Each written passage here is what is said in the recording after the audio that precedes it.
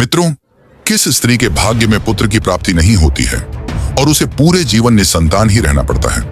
कौन से कार्य हैं जो एक पतिव्रता स्त्री को अपने जीवन में कभी नहीं करने चाहिए, नहीं तो उसे पुत्र की प्राप्ति नहीं होती?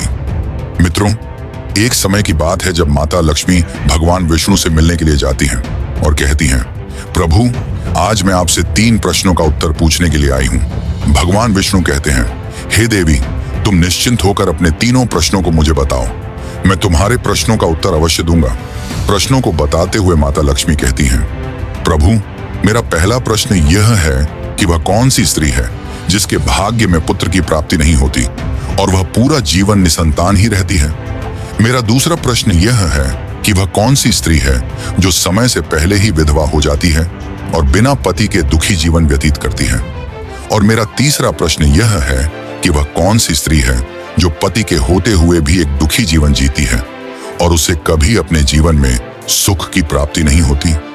भगवान विष्णु माता लक्ष्मी के तीनों प्रश्नों को सुनकर बोले, हे देवी, मैं तुम्हें एक कथा सुनाता हूँ। इसे सुनकर तुम्हें तुम्हारे प्रश्नों का उत्तर मिल जाएगा, किंतु बहुत ध्यान से सुनना। माता लक्ष्मी कहती हैं, आप कथा सुनाइए प्रभु, मैं कथा को पूरा मन लगाकर सुनूंगी। कथा को सुनाते हुए भगवान विष्णु कहते हैं, एक समय की बात है, एक गांव में एक सेठ रहता था। सेठ के 2 बेटे थे और दोनों की शादी हो चुकी थी। सेठ और उसकी पत्नी दोनों ही बहुत दुष्ट स्वभाव के थे। सेठ का बड़ा बेटा और उसकी पत्नी भी दुष्ट स्वभाव के थे, लेकिन सेठ का छोटा बेटा बहुत ही अच्छे स्वभाव का था और उसकी पत्नी भी बहुत अच्छी थी।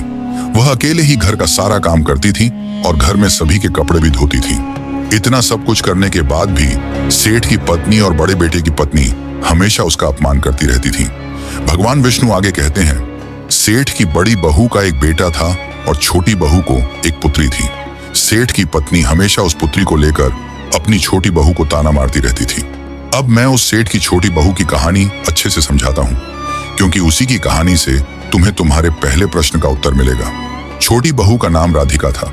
वह बेचारी घर का सारा काम करती थी, फिर भी उसकी सास उसे हमेशा परेशान करती थी। एक दिन जब राधिका घर में झाड़ू लगा रही थी तो उसकी सास बोली, इतनी देर हो गई, तू अभी तक झाड़ू ही नहीं लगा पाई। मैं मंदिर जा रही हूँ और जब तक वहां से आऊंगी तब तक खाना बन जाना चाहिए। राधिका ने घर की साफ सफाई कर ली और खाना बनाने लगी। तभी दरवाजे पर किसी ने दस्तक दी। उसने सोचा, लगता है मेरी सासू माँ जल्दी लौट आई हैं। दरवाजा खोलते ही उसने देखा कि बाहर एक साधु खड़ा है। वह बोला, बेटी, मुझे कुछ भोजन करा दो, मुझे बहुत भूख लगी है। राधिका बोली, महाराज, मेरी सास बहुत दुष्ट स्वभाव की है। यदि उन्होंने मुझे आपको भोजन कराते देख लिया तो मुझे बहुत मारेगी। साधु बोले, बेटी, थोड़ा सा ही भोजन करा दो, मैंने सुबह से कुछ नहीं खाया। साधु की यह बात सुनकर राधिका को दया आ गई और उसने साधु को भोजन करा दिया। तभी अचानक उसकी सास मंदिर से आ गई। साधु को भोजन करते देख वह गुस्से में बोली, ये मेरा घर है, कोई भोजनालय नहीं। अन्न मुफ्त में आता है क्या जो तू इसे खिला रही है? फिर उसने साधु को धक्के मारकर घर से बाहर निकाल दिया और उसका भोजन भी फेंक दिया। इसके बाद गुस्से में राधिका को भी घर से बाहर निकाल दिया। राधिका रोती रही, फिर अपने मायके जाने के लिए निकल पड़ी। रास्ते में बारिश होने लगी तो वह एक बड़े पेड़ के नीचे बैठ गई। तभी उसे एक संत मिले। संत ने कहा, बेटी, तुम क्यों रो रही हो? राधिका ने उन्हें सारी बात बताई। संत बोले, बेटी, तुम्हें पुत्र नहीं हो रहा है क्योंकि तुम्हें सही विधि नहीं पता। मैं तुम्हें एक पर्ची देता हूँ, इसमें पुत्र प्राप्ति का उपाय लिखा है। यदि तुम पूरी निष्ठा से इसे करोगी तो तुम्हें पुत्र की प्राप्ति अवश्य होगी। राधिका ने पर्ची को खोला और पढ़ा। 1. स्त्री को हमेशा अपने पति के बाईं ओर सोना चाहिए। 2. मासिक धर्म के प्रथम 4 दिवस में पति पत्नी का मिलन वर्जित है। 3.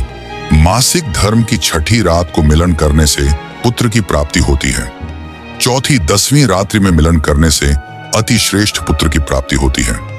राधिका ने इन नियमों का पालन किया और कुछ समय बाद वह गर्भवती हो गई।